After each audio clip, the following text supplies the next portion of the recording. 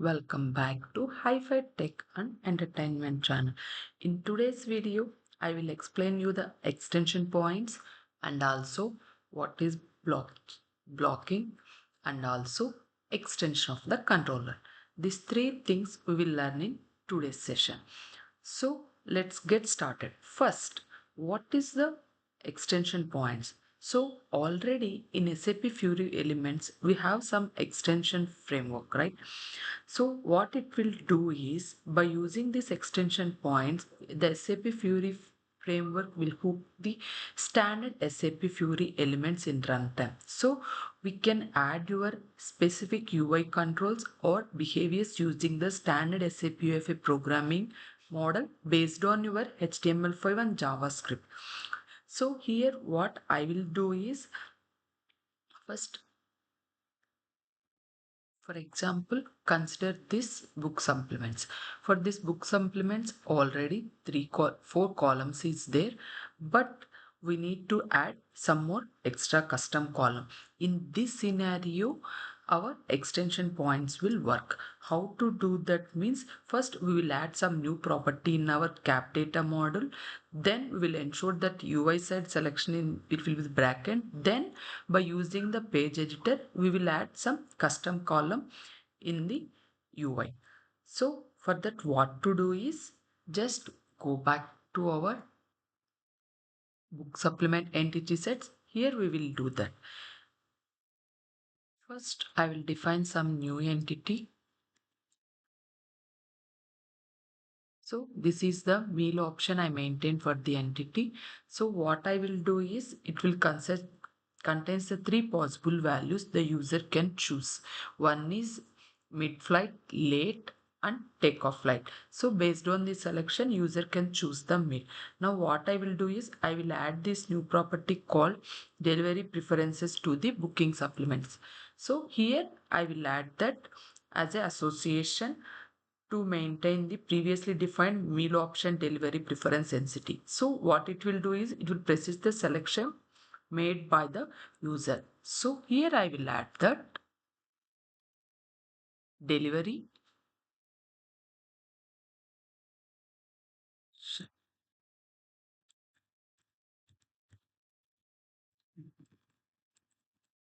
delivery preferences. So for this delivery preferences, I will maintain the association to meal.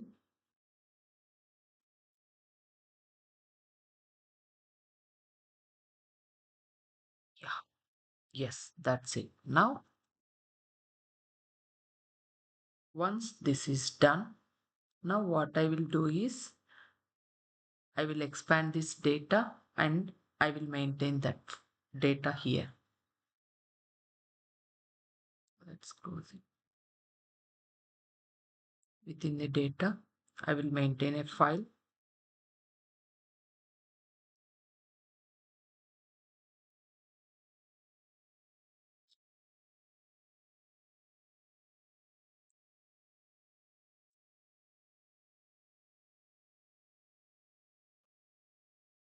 with the same path.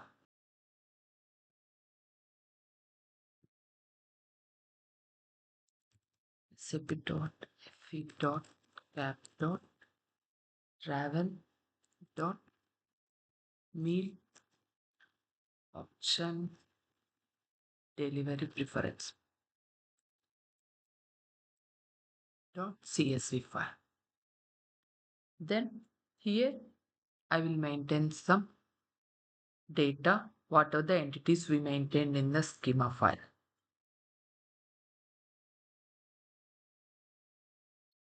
Code name and description. Now it's done. Now before running the app, what I will do is we will add this column data to the UI template, right? For that, just go to here, application level, and within the object, we will add that template. For that, open application info, Here we need to navigate to the second object page. Here only we want to add it. So we will maintain there. Then this is the file. Here within the booking supplements, we need to maintain that. Yes, here it is. Within the table is there. Here we need to add a custom column.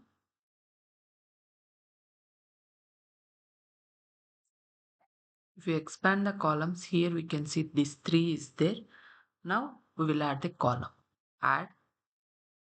Here we need to give the custom column. Then maintain the details. Maintain some header text like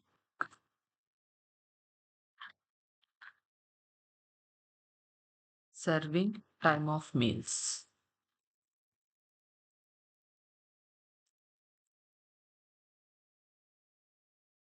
Then it will create a fragment. Placement after false. Now if you want to maintain I18, maintain this. Once this is done, now you maintain the column fragment name.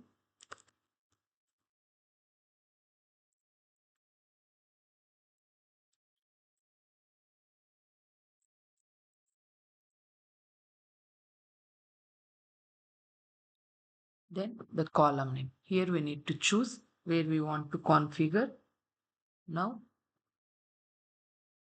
price. Next here we have an options for generating the event handler option will be there. I need to click on true. If you want to maintain any width, maintain that width. Then click on add. So once it is done, now you can see the serving time of meals can be added to your panel that you can see it here. Just expand it within the web folder. This is the extension file what we maintain, and you can see here JS file and also the fragment file. Just expand your fragment file and maintain whatever the 3 fields we maintain there, right? That fields we need to maintain it here. Now here I maintain early meal, mid meal, late meal. So here this one I maintained as a segment button. So what it will be, it will enable the property of the controller to bind to the values of the UI model property, which will mean the edit mode. So if you define 3 segment button means the corresponding text will displays like this. Next, expand your I18. Now select the I18 properties here. Then once you open this I18 properties, we need to maintain all these 3 texts here. For that,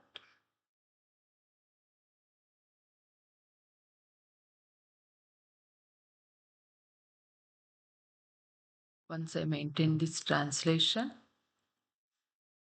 this is done early, mid, late. Once it is ready, now what I need to do is, let's go to the serving meal of here.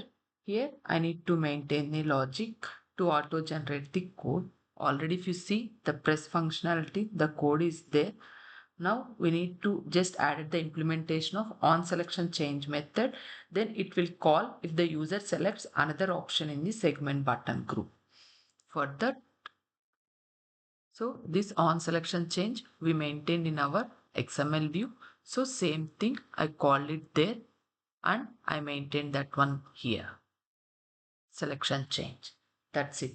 That's how we need to maintain. Now let's go to the app and test these scenarios. So same way, if you want to maintain some other text, we can maintain it here. So that's how we need to extension your fragment files. If you want to do without the CAPM things, if you want to extend, what we have to do is just we need to choose the adapt project. From there, you need within the annotation files, we need to add all these things. So next, I will explain you how to do the now what is the building blocks and how to use it in our applications. I will start. So The building blocks, it's an reusable piece of code that will implement the SAP Fiori framework. So where we will use it maximum, the app will follows the SAP design guidelines, right? That standard features. I mean like draft handling, side effects, it's automatically supported in your building blocks. So here the building blocks will be used to outside of the floor plans. You can use them in your custom applications and also the custom extensions. So actually the building blocks, it's not an SAP UFI controller, but it will a set of templating instructions that you use to create a specific control tree depending upon the bone structure. So first what I will do is will create a table by using the table building blocks in a display customer apps. How to do is, first already we have this application. Here we will maintain something. Based on this we will do. So let's go here. The first what we have to do is, already we have some customer app will be there. So now we will add a table building block with the customer for the own booking to a object page. So this table will be added to your custom section. Then it will be placed after the of our general information section. So for that what to do is, for the customer, right click,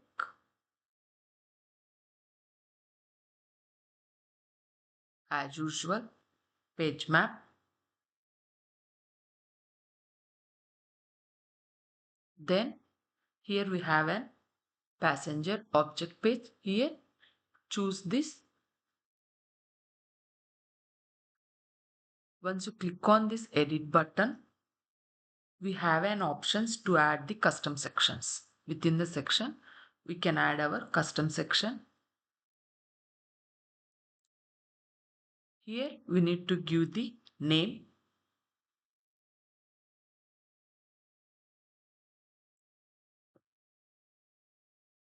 title of some name, own booking. I will maintain I-18 for this, and fragment name, some booking, and here I will add this. Then click on add. Then if you see within the web app, we can see the extension folder. Within the extension folder, the fragment file is created. Here we need to maintain our code. So what I'm doing is, here I will maintain some macros file.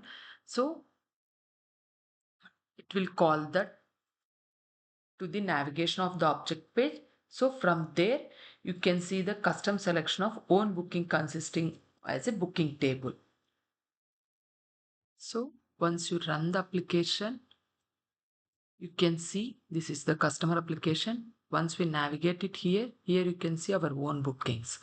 That's how it is. So what I did is, I created some custom section. From there I maintained the fragment. Within the fragment I extended these things. That's how we need to maintain our building blocks. Next, controller extensions. This controller extensions, it's justly normally an OData includes some CRUD operations that maps the HTTP methods, post, get, put, merge method. So this OData supports the service operations that invoked by the HTTP methods, either get or post, for anything that can't be mapped to the CRUD operations. To implement these additional service operations in your backend, first we have to use the cap in your backend, and we can create a function import with your cap data model. Then we will load that metadata document. Then we start the extensions. For this extensions, what I will do is, I will maintain some booking status and also display the corresponding message to this own booking table of the object page. So let's get started. To do that, what I will do is, same, click on add, application info. Within the object page, we need to do add extension.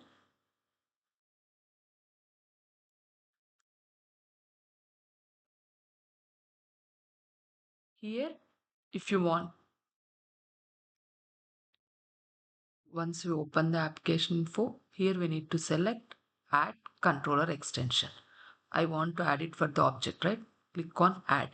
Here we need to give some name of the extension, what you want to maintain.